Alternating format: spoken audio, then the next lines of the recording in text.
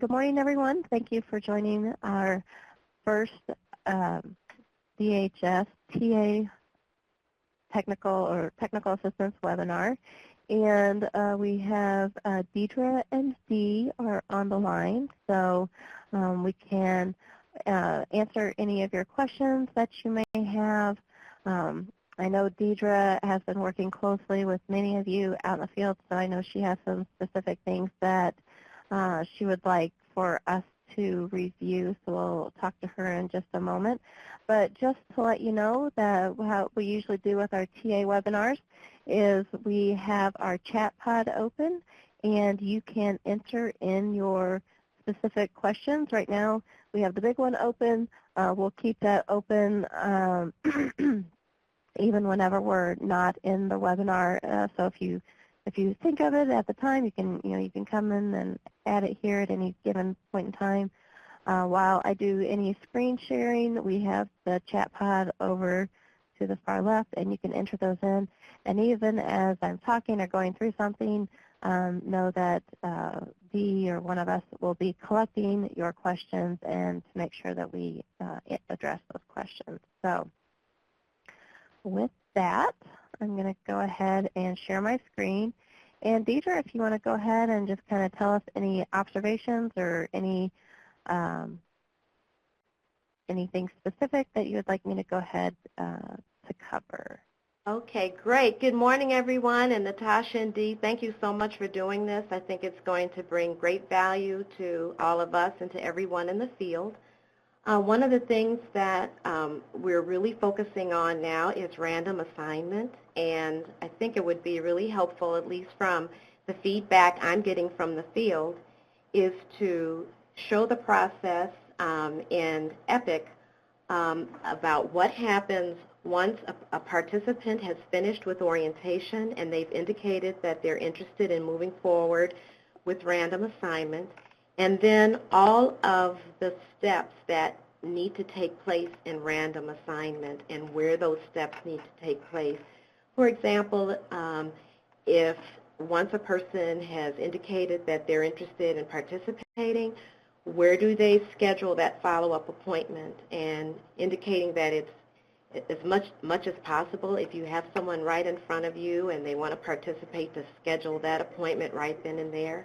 But to walk us through the intake activities and to show the regions exactly where the application information is, where the eligibility process, review process takes place. I found out today that we had, unfortunately, a couple of individuals that were randomized, but the eligibility review had not been completed by someone in the field. So we want to make sure that the regions understand that whole process. So if you could walk us through that, that would be great. And then if there's any time left, if you could demonstrate to the regions how the data flows through the dashboard. Okay. Yep, most definitely. Okay, you should be seeing my computer screen. And at times I can zoom in to my screen so it's easier for you to see. Also, just for those that are new to our webinar format, the area where you see my screen, we call each of these little sections a pod. So I'm a file share, the screen sharing pod. And you'll notice in the upper right-hand corner of that pod, there is a icon with arrows that are pointing out to each corner.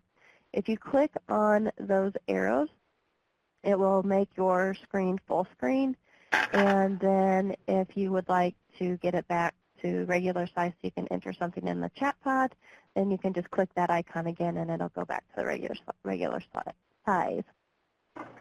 Okay, so you have a person, they've gone through the you've already invited them, scheduled them, and they attended orientation, and they completed their application. So I'm going to go ahead. I'm on test, so I'm not exposing any real customer information. But you'll see that they completed their application. Okay. And so I go to my customer list, and I'm going to select their profile because that's where all their intake information is. I'm going to work from left to right to go through these tabs. If you have a customer that maybe has a previous account and they can't remember their password or needs to be updated, you can do that in the profile details. If you have added a person and at the time you didn't know their RIN or their case ID, you can also update that information within their profile. The next tab is the application information, and this is the information that has been added by the customer.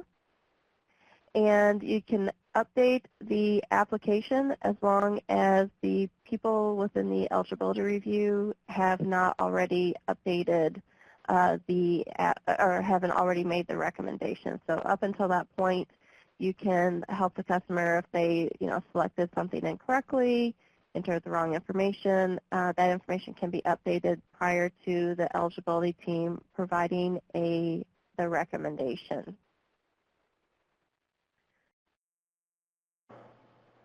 The next tab is the Intake Activities tab.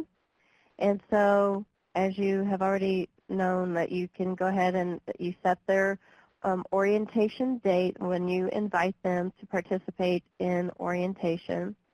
They will default to has not attended orientation until they start the application or you identify one of these other options. One of the things, we had some people that had kind of slipped through the cracks because either they didn't complete the application or maybe they got through page 6 of the application, or even maybe they went all the way through the end of the application, but they did not actually click the submit button. So we added this little line right here to let you know that their application was actually submitted. So it'll let you know if the application is not started, if it's started but not submitted, or if it's submitted. So you can always see what their status is of their application. You can also indicate that, if they declined to participate, or, they just didn't want to come to orientation, or, if they attended orientation but didn't want to participate. The next area is the NOCTI assessment. So they're going to be, defaulted to required to complete the NOCTI. If they have ESL reasons, they don't have to take the NOCTI. They'll be automatically recommended for a bridge program or locations with a bridge program. And the other thing is if they left before completing the NOCTI. We definitely don't want them to do that, but, if that's the case, then you can select that they left before completing the NOCTI and then provide a reason.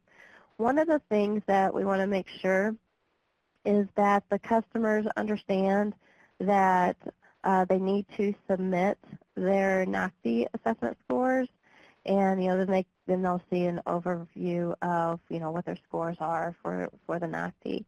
And we've had a couple of instances. Not too many of them have been brought to my attention, but there have been a couple where the person started their NOCTI and they got maybe like 50 minutes into it and just quit, but they never really told anybody that they were not done. And so, the assumption was made that they had submitted their NOCTI scores, and they hadn't. If that's the case, then what we can do is contact NOCTI. They can force the submit of the NOCTI scores, and so it'll pass that information on to Illinois WorkNet, but it'll take 2 business days. So, if you don't have them do it right away, like when they take the NOCTI, then, by the time we find it, then we have to wait another 2 business days after we contact NOCTI. So it just kind of, it's kind of a bummer because it takes more time. So again, I'm beating a dead horse, but, just please stress to them after they complete the NOCTI to make sure that they submit their scores. One of the other things that we can do with the NOCTI as well is if the customer doesn't have an email address, email it to yourself, just in the event that the person takes the NOCTI, then we know what the scores were so that we can verify that the test was taken. If you don't get the email test results, that means that they didn't submit their NOCTI either.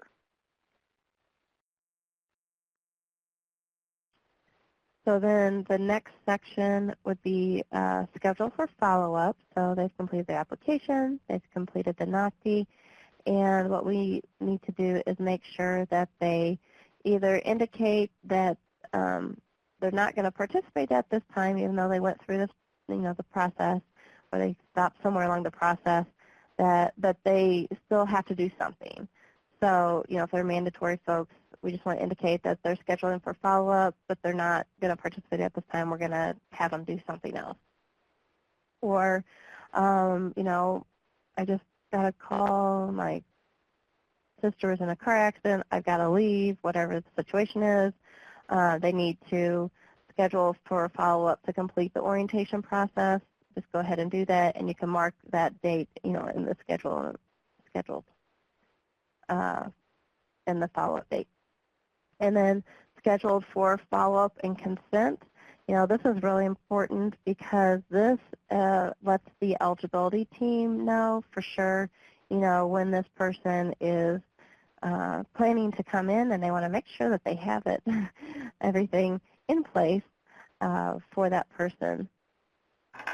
And then there's also a status. So we have had some instances where the customer did not attend the consent meeting. And so we have the option here so you can select did not attend the consent meeting. And then that way it just keeps everybody on the same page, kind of, where people are in the process. And you can always put case notes up here at the top as well. Okay, so for the eligibility review, you'll see that the NOCTI scores come in at the top, and then the listing of recommended programs that our system generated are provided. You can see these details. One of the things that we've updated is adding the description to the eligibility review, and also and we'll get to that part in the assignment areas when you're talking to them. But one of the reasons that we've added this description is it should just be there. But another one is it can provide a more holistic picture of, like what the program, who the program is intended for.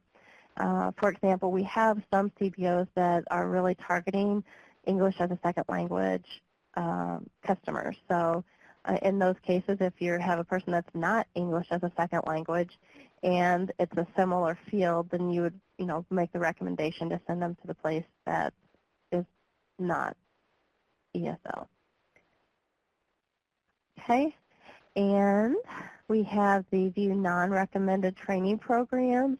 And it's another thing that's important is the reason why we have the industries in the application is to help them with really identifying the areas that they really are interested in, those target careers, those pathways. And so that's why we have it selected as the top 3.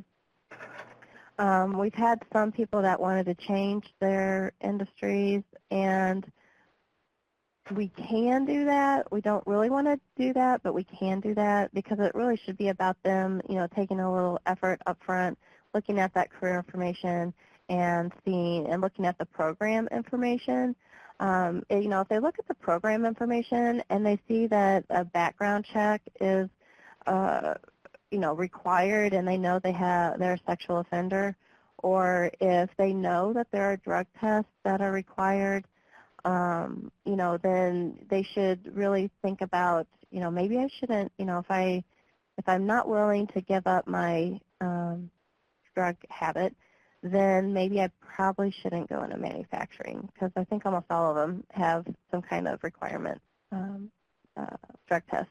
But at least they can look at the different program information, and then they're not upset whenever they come in and those recommendations aren't available to them because of some of the barriers that they have. And one of those would be, some of the big ones that we've seen right now are the drug test and the background check. And we will be updating those questions as well to give a little bit, to get a better sense, making better recommendations for those that might have a drug addiction.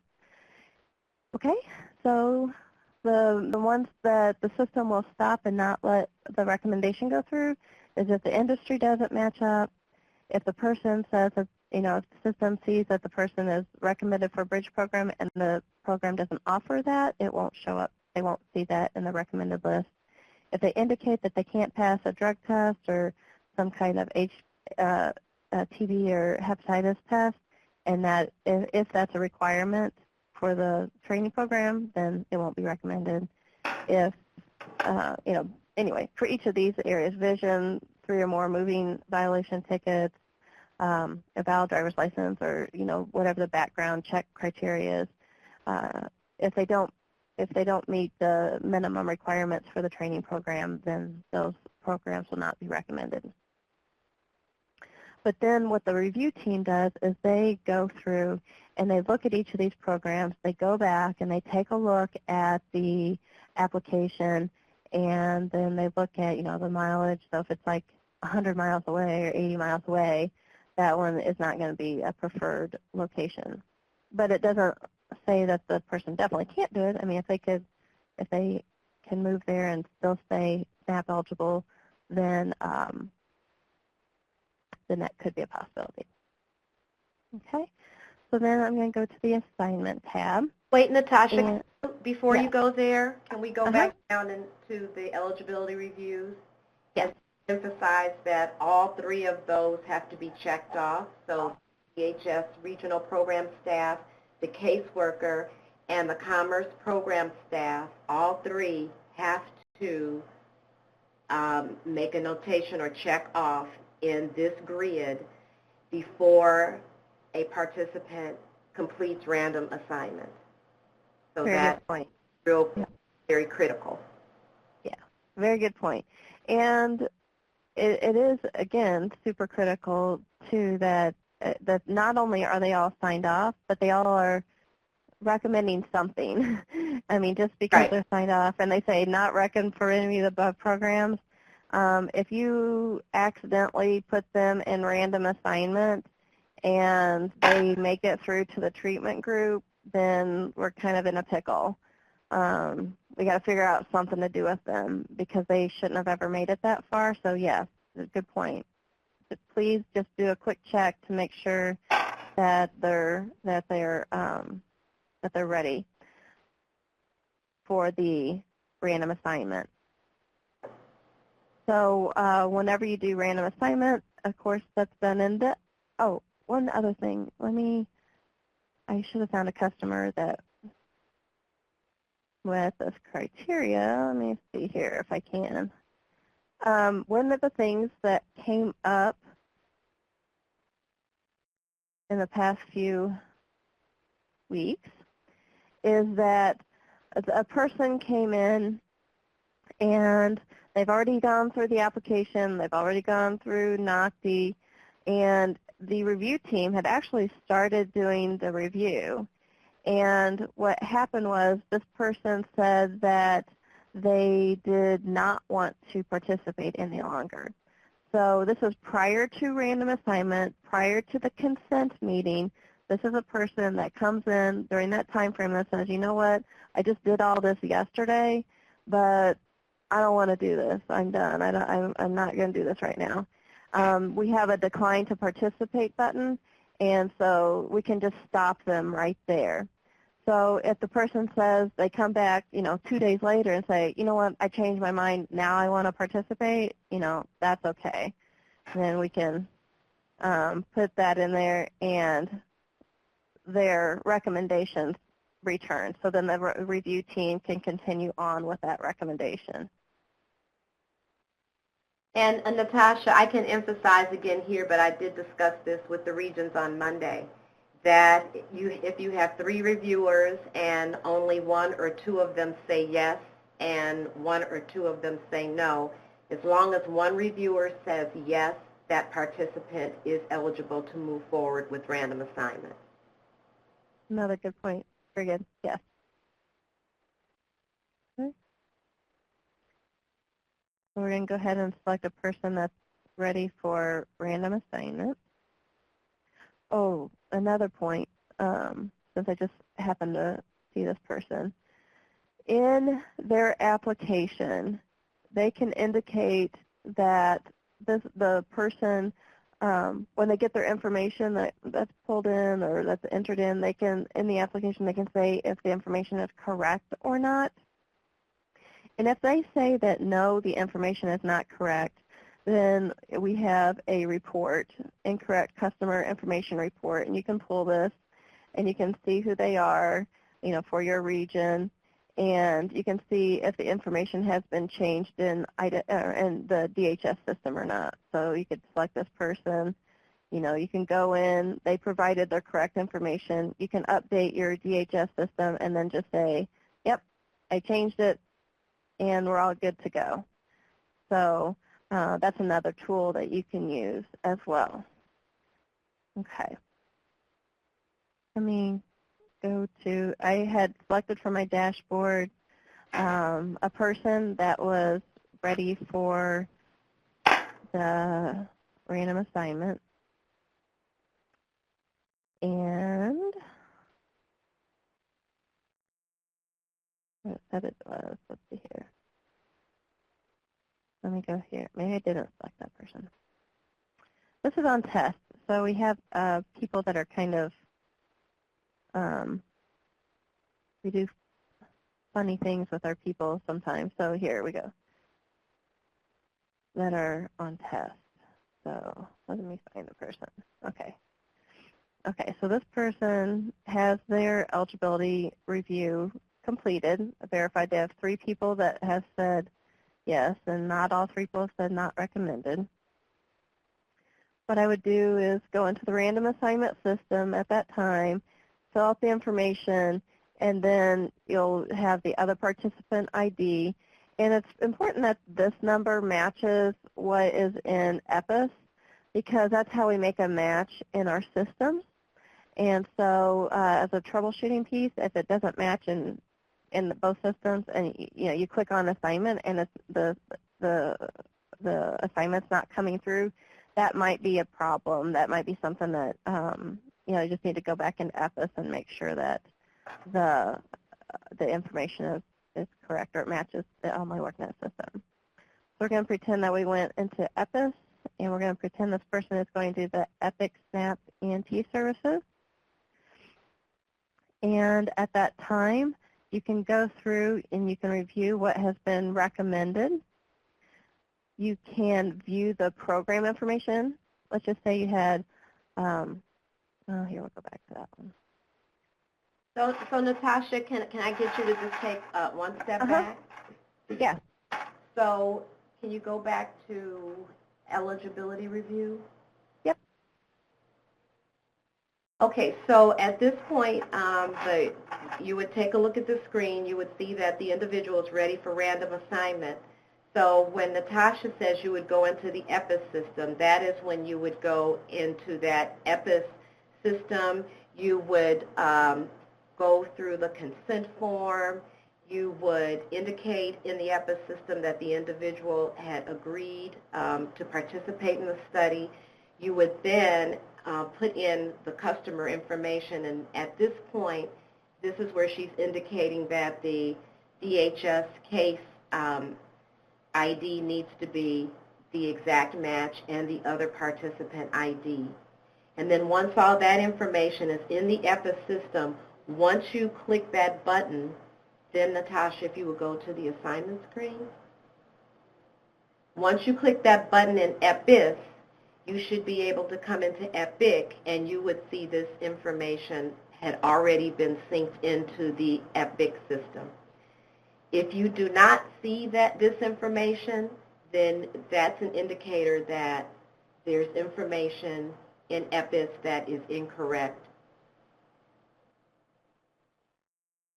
Yes. You may want to go back in and copy and paste and make sure that the DHS case ID is correct and the other participant ID is correct. And in my experience, I've discovered that if you copy and paste both numbers, you're better off than just pasting one. Right. Just copy and paste both numbers back in to the EPIS system and then save and continue, and then come back to EPIC. Right. And the other thing that we found in Region 1, that it's important to make sure that you're right at the beginning of the cell when you copy the data into EPIS, because if there's a space in front of any of those numbers, you'll also have a problem syncing that information. Yeah, that should be resolved now, but still. In EPIS?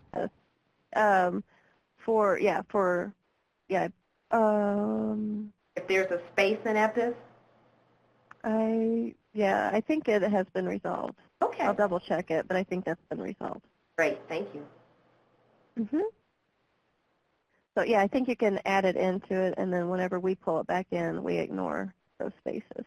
So it should make the match. So Great. one of the things that you might have is a situation where you have multiple programs that the person is qualified for or has been recommended for.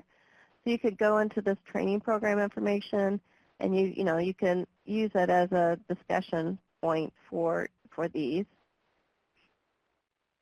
And then what you'll do is download the referral form, and we are in the process of making updates to this, and we're using it to. We're populating more of these fields. That's what we're working on right now, to populate more of these fields so that you can print them out and send them with the customer, or otherwise it's just saved into the system, and then the CBO has a copy of the file as well as the customer. So all that information can be saved in there. Then you print out the notification letter and so forth. So you can save that for that person, and that's the intake part of this. And then did you want me to go back over to the, I know we're running really short on time, but I can go ahead. I'll go over this quickly. Let me go to actually production, because the production numbers match up, whereas on tests they don't. Let me go this real quick. So we have our intake dashboard, and this is overall information. The people that are invited are scheduled for scheduled for orientation means that they were invited to orientation, and what that does, it creates their LMI WorkNet account so they can access the application. If they are scheduled for follow-up, remember those are some of those items that we had added to that intake page, then you can, that's just kind of like an FYI informational piece. If they have missed their orientation date, so that means that you either haven't indicated that they don't want to participate, or they're scheduling for follow-up, or they haven't started the application. Those are the people that are going into missed orientation. We have the people that are intending to apply, the people that said that they're not going to, and they declined to participate. So all these numbers add up. You see your total here. Now the next section is the application section. So only the green right here go down to the next level. So you'll see we have 230 people that intended to apply, are going to apply, and then so 230 people that are in the application process. So they maybe they haven't started the application, they have started but they haven't submitted it within the past 24 hours. They started it and they haven't submitted it since whenever. And then we have a place here where, if you need to go back in and update the RIN or case ID, you can do that. You can have that filtered list of customers. Then you have the people that have completed the application, and they indicated that they're interested in an industry. Basically, that's what that boils down to. They said that they're interested, and they submitted their application. The people that said that they declined to participate means that they started the application, they got in there, they looked at it's like, oh, well, this is the only industry that's available for me in my area within, 25 miles or whatever the situation is. And they said, no, I don't want to do it. So they indicated in the application that they don't want to be part of it. So you'll see now our next section is the NOCTI assessment. We have 209 people that have completed the application, and now we have 209 people that are somewhere within this NOCTI assessment section. So we have 15 people that, so their NOCTI scores are not available. It doesn't mean they haven't taken the NOCTI. It just means that we haven't received those scores back from NOCTI yet for them. 190 have completed it. 4 people aren't required to take it. Then we go down to the next section. And so we have our green. So either they've taken it or they haven't, but either way, they're in the green. So you'll have 194 people that move down to this eligibility review process. So we have 194 people. We have these people that are somewhere in the eligibility review process. And just FYI, we have an unduplicated count of there are 45 people somewhere within this review process. So those are the numbers. You can get to the filtered list. Then we have 42 people that have said that yes, or they have the recommendations made by the review team. Remember I showed you that new button that says that they want to participate before the eligibility review team has done their thing, or somewhere during that process. But the point is that they haven't made it to their consent meeting yet, but they still said they didn't want to participate. And we have 7 people that we just couldn't make a good connection for our training program, so they're not recommended. So then we have our 142 people that are ready for random assignment, and now we go down to the consent section. So once they have had the review team done, then you'll see that they're in the consent section. So we have 142. This totals 142. 30 people are scheduled.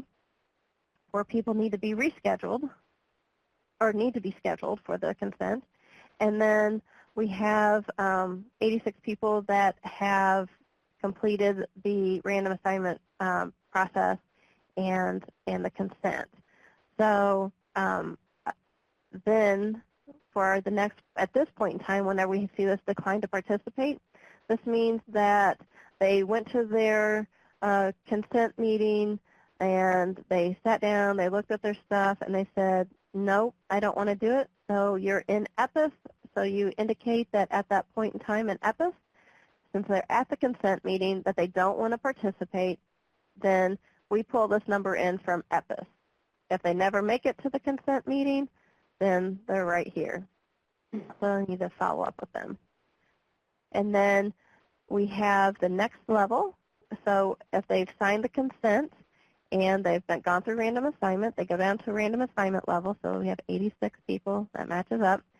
And then we have, it should be about 50-50, and it is.